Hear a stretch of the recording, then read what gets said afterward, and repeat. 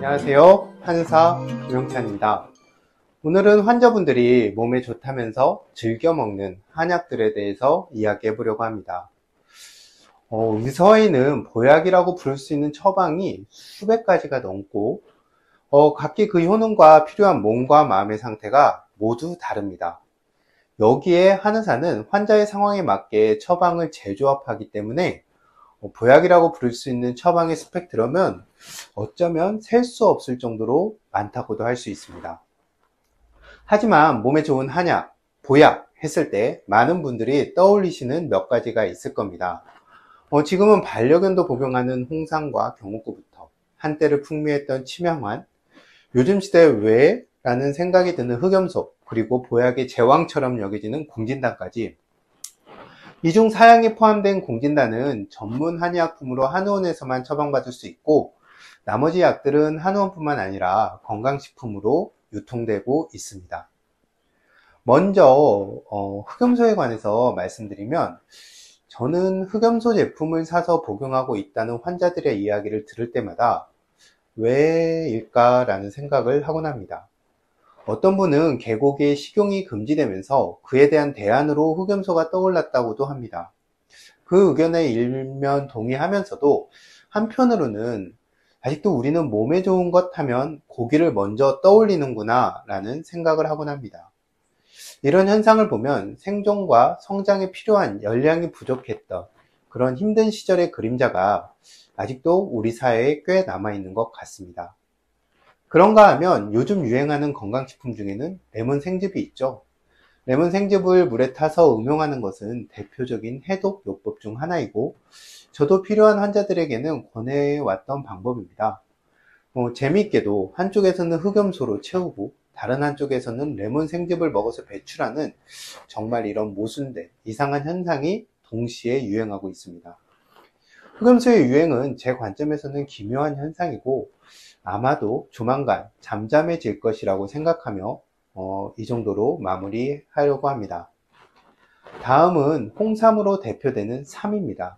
홍삼도 크게는 삼의 범주에서 생각할 수 있고 성분 분석을 하면 홍삼으로 가공하기 전 일반적인 인삼에서는 볼 수 없는 생리활성 물질들이 생긴다고 알려져 있지만 삼은 삼입니다. 삼은 한약 처방에서는 주로 입맛이 없고 소화가 잘 되지 않을 때 이용합니다. 삼을 먹으면 기운이 나는 거 아니었어? 라고 생각하실 겁니다. 그런데 다시 생각해보면 삼에 들어있는 에너지가 솔직히 얼마나 될까요?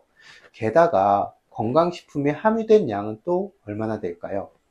음식을 잘 먹게 하고 소화를 잘 되게 해서 우리 몸의 어떤 에너지 시스템을 활성화시키는 어쩌면 일종의 촉매 역할을 한다고 보는 것이 합리적일 겁니다.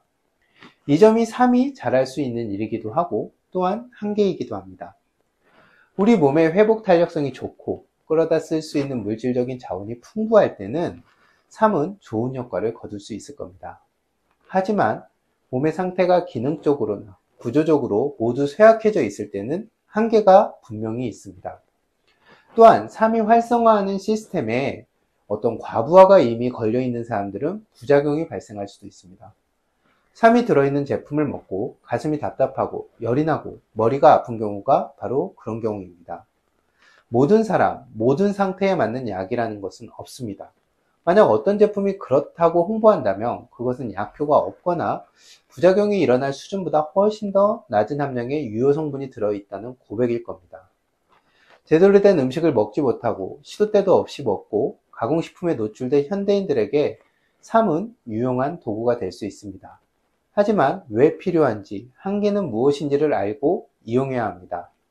우리가 어쩔 수 없이 잠시 도움을 받았다면 제대로 된 식사와 운동과 같은 더 좋고 부작용도 없는 약을 복용해야 합니다.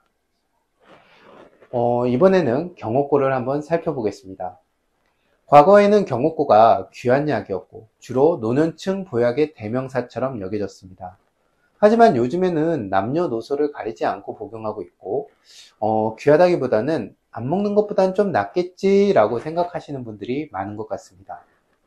전통적인 경옥고는 앞서 이야기한 삼, 거기에 꿀, 복령, 생주황즙을 버물려서 여러 날 공을 들여 중탕을 하는 방식으로 만들어집니다. 저도 이전에 식구들을 위해서 만들어 봤지만 상당히 공이 들어가는 일입니다.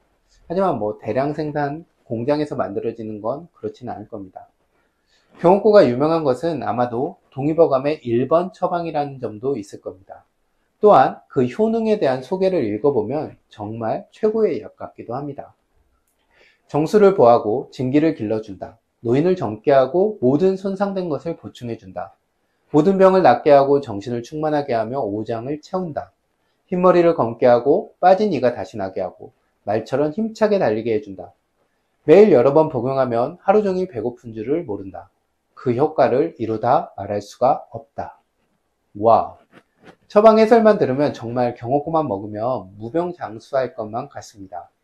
하지만 옛날에도 그렇지 않았고 지금도 역시 마찬가지입니다. 저는 경옥고가 마른 나무에 물기를 더하는 약이라고 생각하고 환자들에게 처방합니다.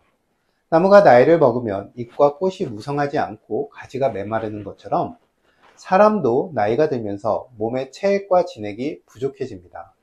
피부가 건조해지고 윤기와 탄력이 없어지는 것 외에도 눈과 입 그리고 목과 같은 점막도 건조해지고 입맛도 줄어들고 몸도 뻣뻣하고 굳습니다. 무엇보다 체액의 감소는 수량이 줄어든 강물의 오염도가 증가하는 것처럼 대사와 해독 과정의 활성을 떨어뜨려 만성화된 염증을 일으킵니다. 고령층의 만성 통증은 이런 이유 때문에 발생하는 경우가 많습니다. 특별히 다치거나 무리하지 않아도 그냥 힘들고 아프고 소염 진통제가 별 효과가 없어집니다. 옛 사람들도 노화에 따른 이런 변화를 알았을 겁니다. 그 해결책으로 다양한 처방과 시기들을 내놓았고 그 중 하나가 경옥고인 셈입니다. 일반적인 보약에서는 지왕을 여러 번 찌고 말린 숙지왕이 들어가는데 반해 경옥고에 생지왕의 즙을 넣은 것도 한의학적으로는 어혈의 상태, 요즘 말로 치면 만성염증 상태를 고려한 것으로 생각됩니다. 그리고 허주는 자신의 어떤 철학에 따라서 경옥고를 1번 처방으로 선택한 거죠. 따라서 경옥고는 마치 고목에 물을 주는 것처럼 꾸준히 복용하면 도움이 됩니다. 하지만 역으로 생각하면 빠르게 채워주는 힘이나 기능을 활성화하는 효과는 상대적으로 약하다는 것을 알 수 있고 이 점은 치료를 하면서도 저도 경험하는 점입니다. 환자의 몸에 변화를 일으킬 수 있는 힘이 부족합니다. 또한 경옥고에는 상당한 양의 꿀이 들어갑니다. 에너지 시스템의 활성이 좋고 혈당 조절에 문제가 없는 사람들은 괜찮지만 대사증후군과 당대사에 문제가 있는 분들은 영향을 받을 수 있으므로 평소 본인의 건강 상태를 잘 아는 한의사에게 문의한 후에 복용하길 권합니다. 경옥고 복용 시 또 한 가지 유의할 점이 있습니다. 바로 좋은 것도 1년 내내 복용하면 해가 된다는 점입니다. 이것은 다른 영양제도 마찬가지고 화학약물은 더욱 그렇습니다. 저는 3개월을 복용하면 한 달 정도는 쉴 것을 권하는 편입니다. 이렇게 해야 하는 첫 번째 이유는 모든 약에는 일정한 독성이 있기 때문입니다. 그래서 필요에 의해 복용하더라도 약의 복용을 멈추어서 몸이 어떤 부담에서 벗어날 수 있는 그런 기간이 필요합니다. 또 다른 이유는 계속 같은 약물이 들어오면 우리 몸은 그 상태에 적응해 버리기 때문입니다.